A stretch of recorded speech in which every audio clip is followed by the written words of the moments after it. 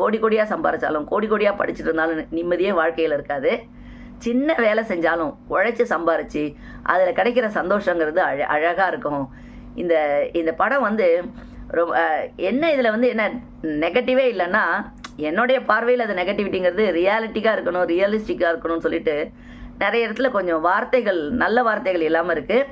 அது ஒரு ஆசிரியராக எனக்கு பார்க்கும்போது இந்த வார்த்தைகள்லாம் பேசாமல் இருக்கலாமோ, அதாவது நிஜ வாழ்க்கையில் பேசலை, எல்லாத்தையுமே சினிமாவில் போய் பேசணுங்கிற தேவையில்லை இல்லையா, அது கொஞ்சம் அந்த இடத்துல கொஞ்சம் நெருடல் இருந்துச்சு. மற்றபடி படம் ஆரம்பத்துலேருந்து இன்டர்வல் வரைக்கும் ஒரு மாதிரியாகவும், இன்டர்வலுக்கு அப்புறம் கடைசி 15 நிமிஷம் அப்படியே எல்லாரையும் கவர்ற மாதிரி இந்த படம் இருந்துச்சு. அதாவது இளைஞர்களாகட்டும், இல்லை அப்பா அம்மா ஆகட்டும், இல்லை வயசானவங்களாகட்டும், பெண்களாகட்டும், ஆண்களாகட்டும். இப்போ 100 கோடியை தாண்டி இது வசூல் பண்ணியிருக்குன்னா காரணம் என்னென்னா, இது வெறும் ஒரே ஒரு வயதினருக்கான மட்டும் ஒரு படமாக இல்லாமல் எல்லாருக்குமே ஒரு பாடமாக இருக்குது.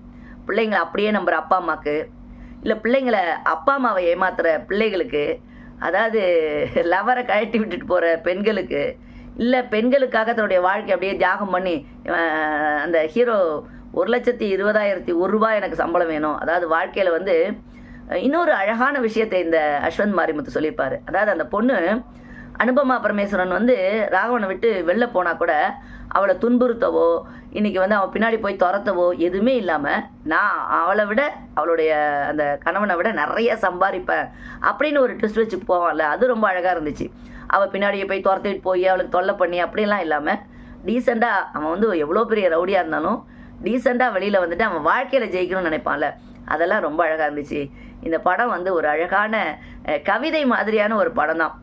இதில் வந்து காமெடி இருக்குது, காதல் இருக்குது, பிரிவு இருக்குது, அப்பா அம்மா சென்டிமெண்ட் இருக்குது, அதே மாதிரி மனசை புரிகிற மாதிரி சோகமும் இருக்குது, நல்ல மெசேஜ் இருக்குது.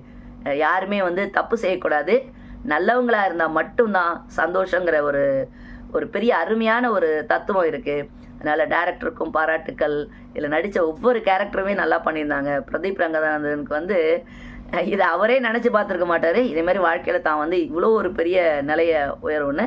ஆனால் அதற்குரிய அத்தனை தகுதிகளும் அந்த நடிப்பும் அவர்கிட்ட இருக்குது. எல்லாருக்கும் வாழ்த்துக்களையும் பாராட்டுக்களையும் தெரிகிறோம்.